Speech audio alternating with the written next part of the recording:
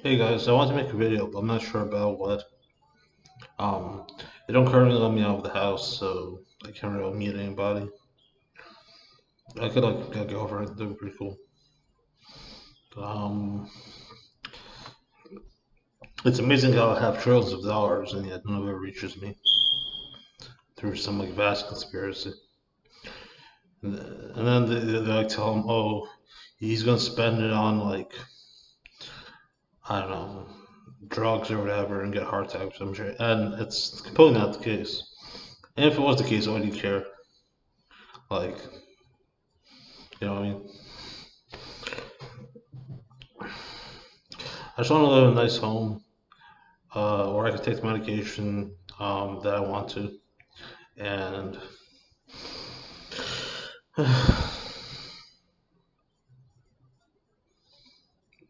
be able to go out and stuff, go to nightclubs. Like chicks would just like get with me there just because of me.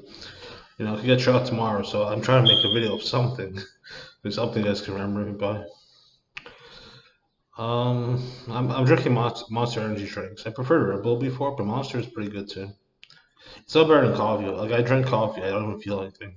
But the Monster Energy drinks, they make me feel like stimulated.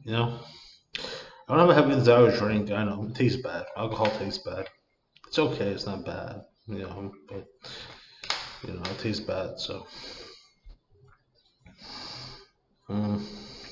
I like cigarettes. I sure hope the FDA doesn't ban menthols, but more importantly, doesn't ban reduced nicotine content cigarettes. There's no need for it.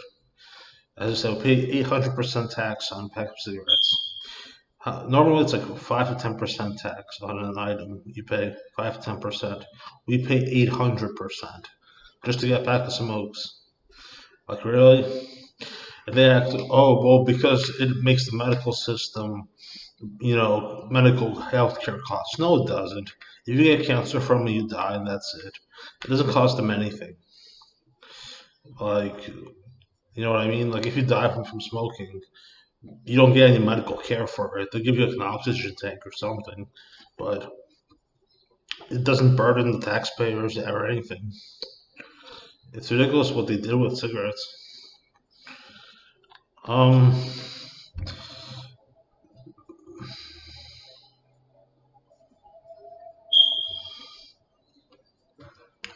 Everything's okay.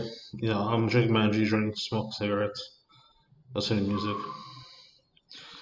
Uh, it's so unnerving going outside sometimes, but I mean, I can't do it now anyways. So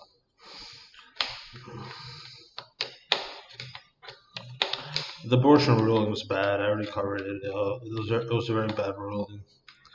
Um, yeah.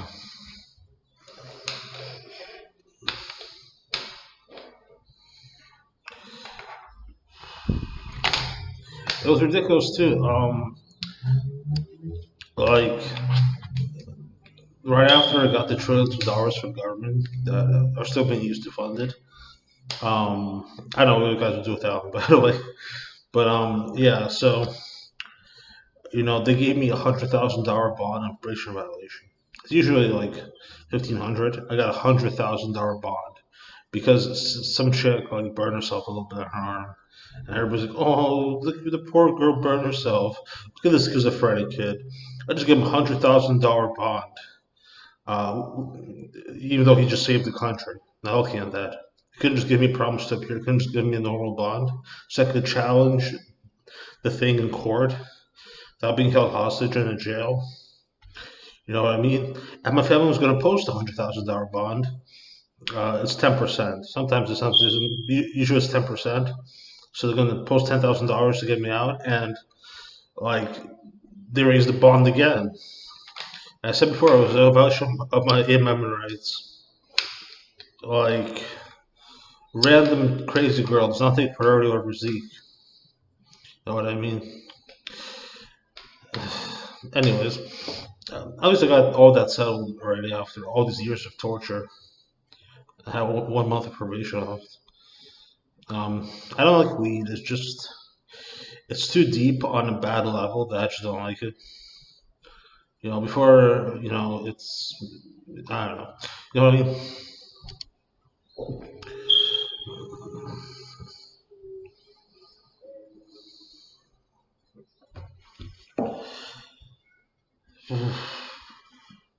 God. Okay, so dying is like scary or not scary, depending who you ask. I know there's an afterlife. What do I know? Evidence, all the evidence of paranormal activity points to it. Um,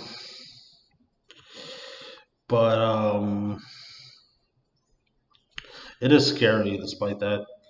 In the process of dying, like somebody shoots you, you like have a hole in your chest and you're bleeding out on the street, and just nothing to save you. That's very bad, you know.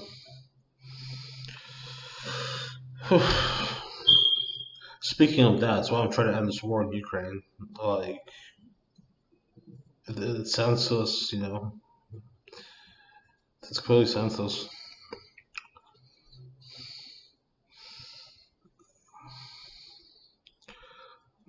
We'll go die sometime, I guess. I don't know. I said before, if there was no afterlife, this life is pointless. Like, whether you live to age 2 or age 80, there'd be no trace of memory of the life you lived. It's like you never existed, right? But there's an afterlife, and you have all your religions for it and stuff. I don't know. I'm not really Jewish, but I'll just say that I'm Jewish, yes. I mean, like, it's like a normal religion when it comes to afterlife. It's like, yeah, there's an afterlife, and there's no hell, and everything turns out okay for everybody. I get the Jesus thing. Like everybody's like, oh, um, everybody's like, oh, Jesus, everything is Jesus. Like, who's this Jesus, and why is everything about him? Like everything. Like, okay, he raised the dead. First of all, I came back from the dead, so I have my own credentials. But he raised the dead. Okay, that's amazing. That's amazing. Okay. He healed people. Also amazing. Okay. I mean, I'm assuming all this happened. Um, okay, we get you. You're the son of God, possibly, or God created you with these abilities.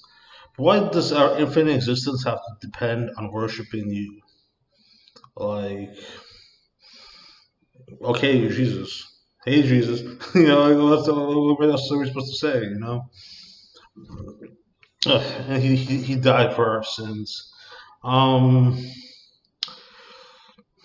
I suppose they say he has sinless life. Wow, he never had an erection. Like, what do you mean? Like, he has sinless life. Yeah. But he died for our sins, so God could forgive us. Um, I don't know how that works, like logically. Like, I just don't get it. You know what I mean?